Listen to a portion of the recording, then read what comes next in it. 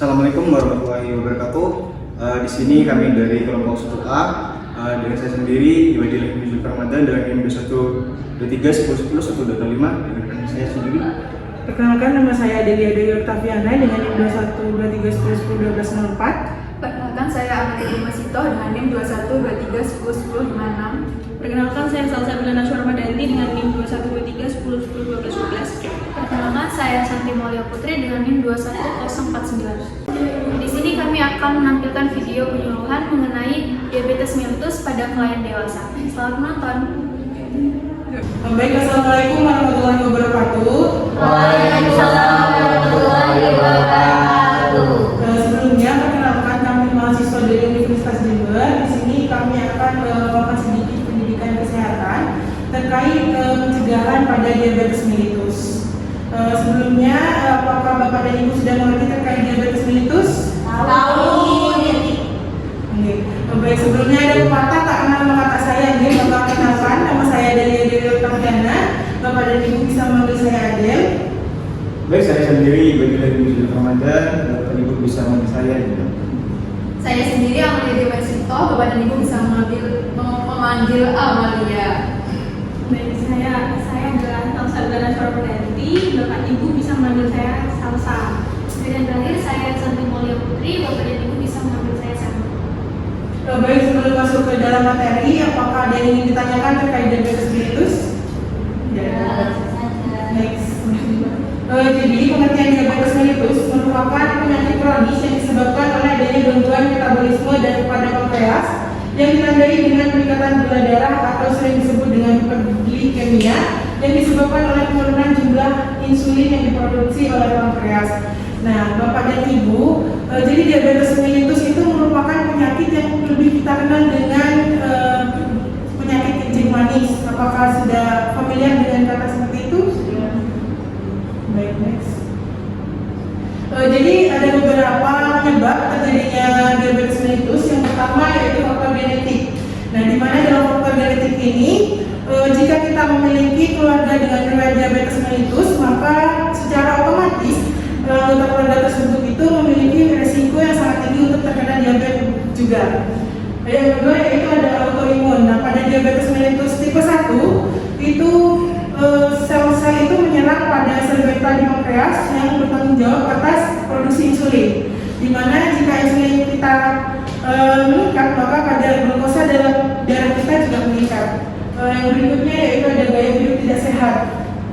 Jadi dalam gaya hidup tidak sehat itu seperti aktivitas fisik yang kurang, terus pola makan yang tidak baik. Terus berikutnya yaitu ada usia.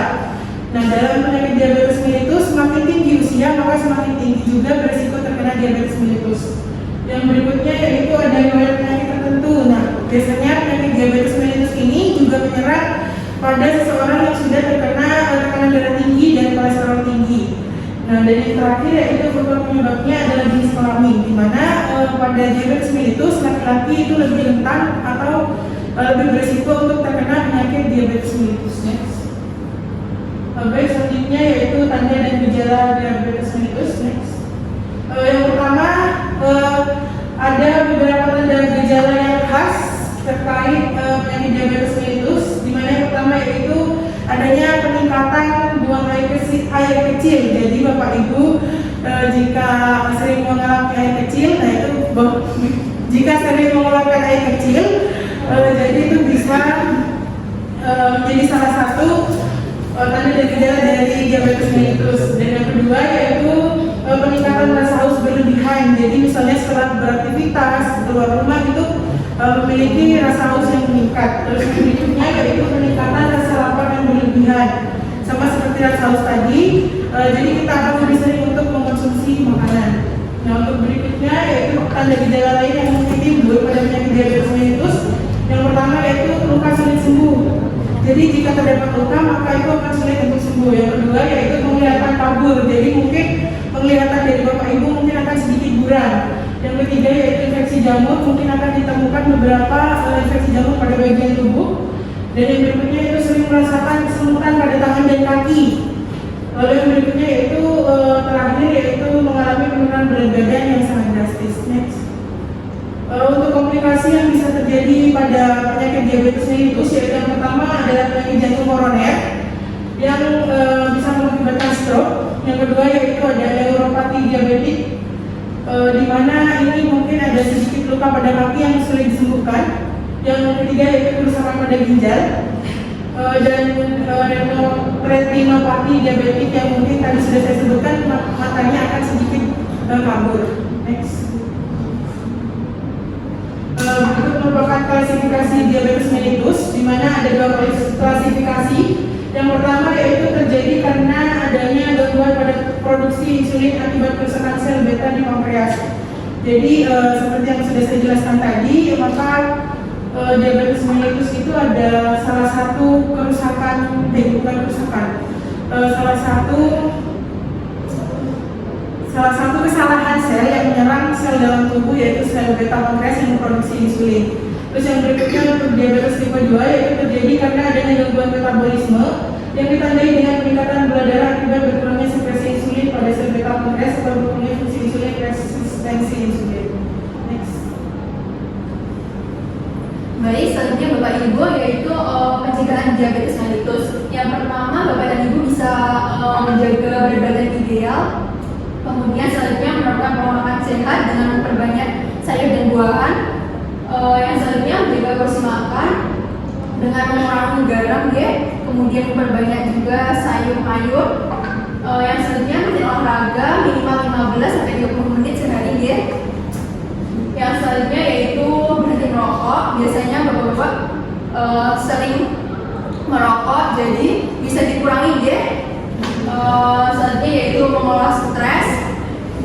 Yang terakhir, cek gula darah secara rutin, bisa ke posyandu PTM atau ke puskesmas, Selanjutnya untuk penata laksanaan diabetes mellitus, yang pertama yaitu edukasi tentang diabetes mellitus.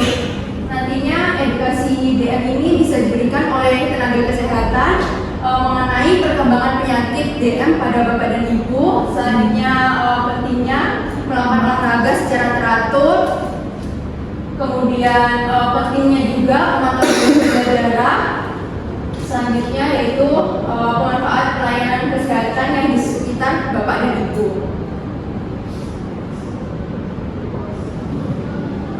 Yang selanjutnya yaitu diet 3J, di mana diet 3J ini yaitu jadwal makan, jumlah makan, dan jenis makan. Jadwal makan ini bagi Bapak dan Ibu yang menderita DM itu bisa membuat jadwal makan secara teratur dengan 3 kali makan dan 2 kali selingan seperti snack. Snack itu bisa berupa buah-buahan, Selanjutnya yaitu jumlah makanan. Jumlah makanan ini sesuai dengan jumlah kalori, kebutuhan protein, lemak, dan zat-zat gizi berdasarkan umur, jenis kelamin, berat badan, tinggi badan, dan aktivitas yang biasa Bapak dan Ibu lakukan. Yang terakhir yaitu jenis makanan. Untuk jenis makanan yang bisa dikonsumsi bagi Bapak Ibu yang menderita diabetes itu bisa mengurangi garam, mengurangi gula, kolesterol, lemak-lemak seperti santan, kemudian gorengan. Bapak dan Ibu juga bisa menerapkan prinsip piring makan berbentuk T, yaitu dengan setengah porsi bisa sayuran dan buah, seperempat karbohidrat seperti nasi atau gandum, kemudian seperempatnya lagi protein seperti pauk, ikan, ayam, seperti itu. Selanjutnya yaitu aktivitas fisik teratur. Aktivitas fisik ini bisa dilakukan 3-4 kali seminggu. Biasanya kurang lebih 30-45 menit. Aktivitasnya bisa berupa bersepeda, senam, berjalan kaki, berenang, dan jogging, berlari-lari kecil. Untuk obat-obatan yang biasa dikonsumsi bagi penderita yaitu obat hipoglikemik oral, biasanya seperti sulfonylurea sebagai pemicu sekresi insulin, metformin. Kemudian yang paling sering itu insulin, Bapak Ibu.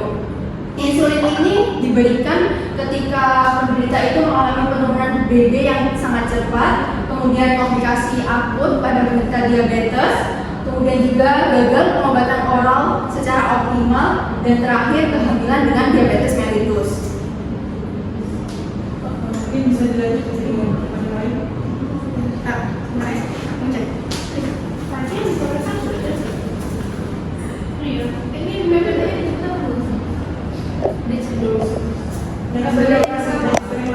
Udah ya? Mungkin ini menyinggung sedikit kami ya, soalnya tadi sudah diskusi ya.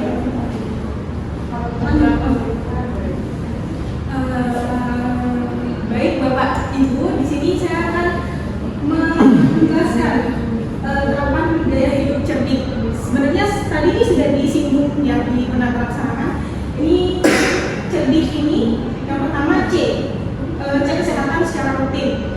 Mungkin Bapak Ibu tuh bisa mengontrol yang dimasukkan, makanan yang dimasukkan dengan mengecek kesehatan secara rutin. Seperti misalnya Bapak Ibu itu lagi ke kondangan banyak tuh makanan kayak jeroan, makanan manis.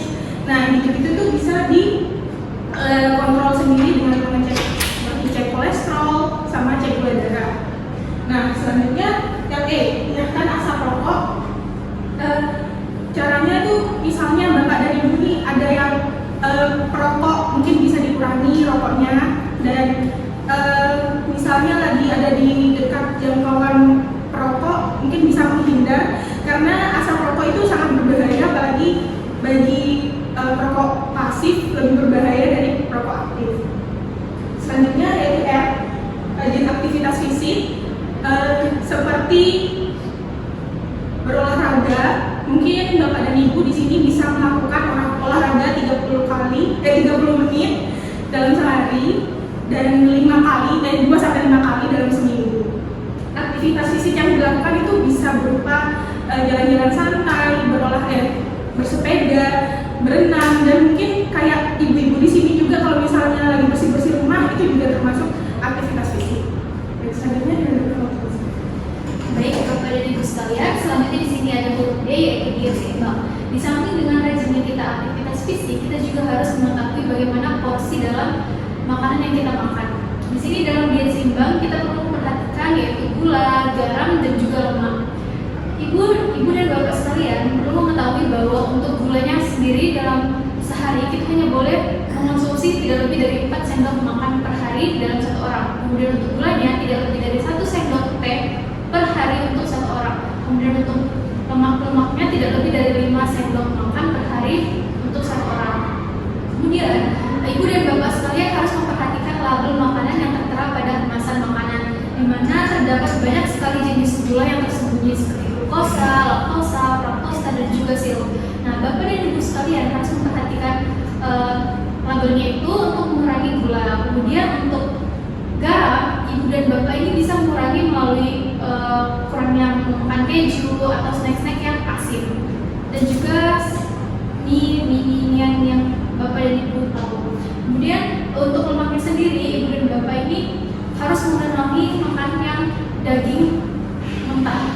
Mungkin Ibu dan Bapak tidak asing dengan yang namanya makanan all you can eat. Mungkin sering banget ya terdengar.